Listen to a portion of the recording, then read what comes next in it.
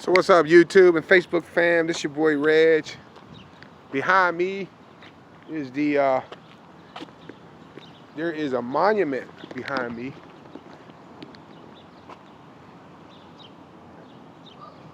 I want you to take a look at that. And so let me talk about some history here. I don't know all the history of this monument. It's the Bunker Hill Monument. And I'm assuming I'm either on Bunkers Hill or Breeds Hill. I've been trying to ask around to see, and I can't get a solid answer.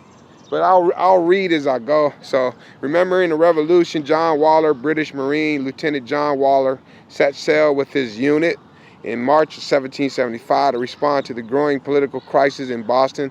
On the morning of June 17, 1775, he roused his men. They assembled on the Boston waterfront, waiting for boats to ferry them to Charlestown. When they arrived on shore, regular British Army units were already engaged with the New England militia in heavy fighting, focused on climbing this hill. So this hill is a historical place. So let me read that part again. When they arrived on shore, regular British Army units were already engaged with the New England militia in heavy fighting, focused on climbing this hill. Waller struggled to keep his men together under heavy fire against all odds. Against all odds, they reached the redoubt's walls and charged over the top. So there must have been some kind of battle. I don't know if this is where the Battle of Bunker Hill took place. I don't know if this is Breeds Hill or Bunker Hill. I know you got like two different hills. You got like Breeds Hill and Bunkers Hill. And I've been asking around to try to figure out what's going on. And a lot of these people are trying to learn just like me. So I'm gonna just walk around and I'm gonna read from the information that they got here. So, southeast corner of the redoubt, thrown up on the night of the 16th of June 1775. Not sure what took place there. And then there's here's an interesting piece of history for my black brothers and sisters, remembering the Revolution. So there was a man named Peter Salem, a patriot of color. When British cannon roared at dawn on June 17, 1775, the entire countryside awoke. New England militia units received confused information and conflicting orders. Colonel John Nix's unit ultimately decided to assist their comrades here on this hill, entering the redoubt. Among them marched Peter Salem. He was a black man. He was born enslaved in Framingham, Massachusetts. Peter Salem fought here alongside his neighbors and former enslavers. Yet here he lay armed in defense of this community as an unknown fate marched closer. So shout out to my black brothers and sisters out there. We fought alongside as patriots in the Revolutionary War to help gain independence from Britain. I don't want to be under British control. So hopefully you feel the same. Hopefully the feelings are mutual. Here's another one. This column stands on Union. So this is pertaining to Daniel Webster. Don't know much about Daniel Webster, but I'll read it. In the years following the battle, this hill became sacred ground. A new patriotic spirit swept the nation in the 1800s. Americans looked to honor the sacrifice and service of their ancestors. For 2 decades, many men and women, led by the Bunker Hill Monument Association, worked to raise funds for a suitable memorial. On June 17, 1843, over 100,000 people gathered here for the dedication of the Bunker Hill Monument. Statesman and orator Daniel Webster spoke to the crowd, which included President John Tyler and the last living veterans of the battle. This monument was not only a symbol of national pride, but a great feat of engineering, the first commercial railway. Wow. So the first commercial railway in America was built to transport granite from the quarries in Quincy, Massachusetts. A Boston ship rigger built a special hoisting apparatus to lift the 5-ton block into place. I got to go back and listen to everything that I just read, and I would have to meditate on all that. So that's there. They're not letting us up there. I want to go up to the top. They're not going. It's shut down. Okay, so this says, "Don't fire till you see the whites of their eyes." And this it says Bunker Hill Monument. Let me see if the writing is so small. Let me see if I can read it. It says the Battle of Bunker Hill. Okay, so fight here on Breeds Hill, June 17, 1775, was the major military confrontation. Was the first major military confrontation of the Revolutionary War.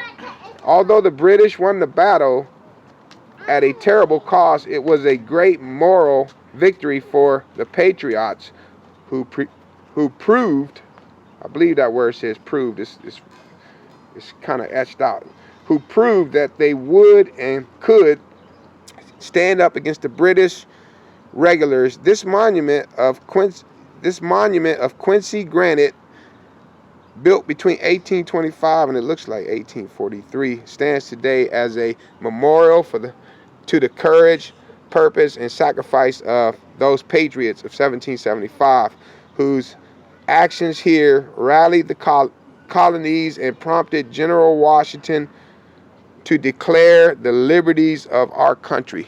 And there's some other information. And then there's a little map. I don't know if you can see it, but you got, so it says we're here. This is where we are. Bunker Hill. So this is where we are located, Bunker Hill. Here's the Charlestown Navy Yard.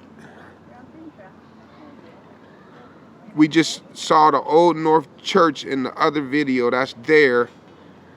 Paul Revere's house is over there. Faneuil, I can't pronounce that word, man. Faneuil, I can't see what that's. Some Faneuil Hall, I think. And then there's the old State House. And then the old South Meeting House. So this is our location, Bunker Hill. So we are on Bunker Hill. Well, doggone, man, I made it to Bunker Hill. This is what I wanted to do. Okay, I'm at Bunker Hill. So there was must have been a major battle that was fought right here on this hill. And wish I could find somebody that's more qualified than me to teach American history. But the battle took place, obviously. So I imagine, you can't see the waterway over that way, but I imagine that the British had their ships somewhere maybe in the Boston Harbor, maybe, and they were shooting missiles up this hill. But the militiamen, the colonists, I think what they did is they used this hill as a fortification.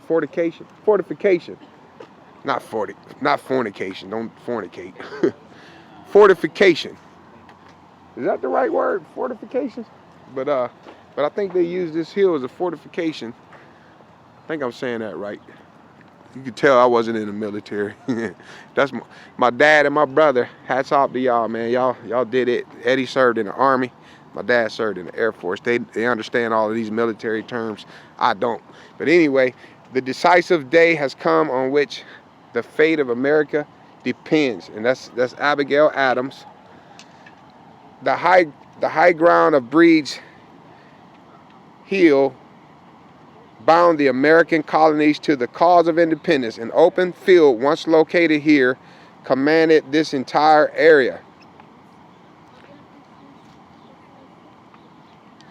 On the night of June 16, 1775, 2 months after the firing at Lexington and Concord, see my other two videos. I visited Lexington and I visited Concord. So on the night of June 16, 1775, 2 months after the fighting at Lexington and Concord, 1,200 colonial militiamen quickly built a small earthen fort. As dawn broke on June 17th, the fort stood in clear view of the British Army in Boston. British cannon from ships and land opened fire. Some 2,200 British soldiers crossed the Charles River and assaulted the hill. After several bloody attacks, the British troops overran the colonies. The British forces won this ground, but it cost nearly half their men. So So there you got. So the militiamen. So the militiamen was fighting back, man. They was tired of getting bullied. British won this battle. So remember, I don't know if you look at the other videos. I visited Lexington first, and that's where a shot was fired in Lexington Green. That kind of got things going. And then there was another battle in Concord at the, I think they call that the North Bridge. I did a video on that. And then the third major battle took place right here in this area. It's my understanding.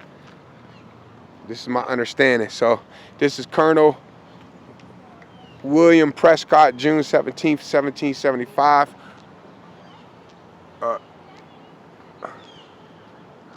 I don't know much about who Colonel William Prescott is, so I can't even help you with that. I got to go research that. So maybe if you know who he is, give me the information and teach me something, because I'm trying to learn this stuff. So let me read this real quick. You are now my enemy and I am yours, Benjamin Franklin. The British Army was a powerful professional force. Their leaders were career officers, enlisted men, volunteered from all walks of life. Service promised a career with regular pay and military pension. Enlistment, however, meant a lifetime of service. Soldiers endured years of monotony, strict discipline, and the risk of warfare. Only some of the colonists over age 30 had combat experience. Colonel Stark and Prescott fought during the 7 Years' War, impacting their leadership skills during this battle. The colonists lost this hill, but surprised the British commanders with their bravery and orderly retreat. Yet the battle unified the 13 colonies in their desire to break away from the crown. They committed treason against the King of England. They said, man, we don't even want you to be our king no more. So and as you can see, so try to walk around, see what else we see. So this is Boston. And let me read this. Remembering Revolution, the retreat and pursuit. When British forces breached the redoubt, I don't know what the redoubt is. I don't know what that is. When British forces breached the redoubt that stood on this hill, desperate and bloody carnage ensued. Peter Brown, no longer able to hold his ground, fled for his life. Peter Salem kept firing at British soldiers and officers alike in the retreat. Remember Peter Salem? That's the black dude, black brother. John Waller and his fellow British Marines and soldiers pursued, but not without continued casualties. His commander, Major John Pitcairn, fell with 4 bullet wounds to his body. According to some accounts, Peter Salem landed one of those ultimately fatal shots before fleeing for his own life.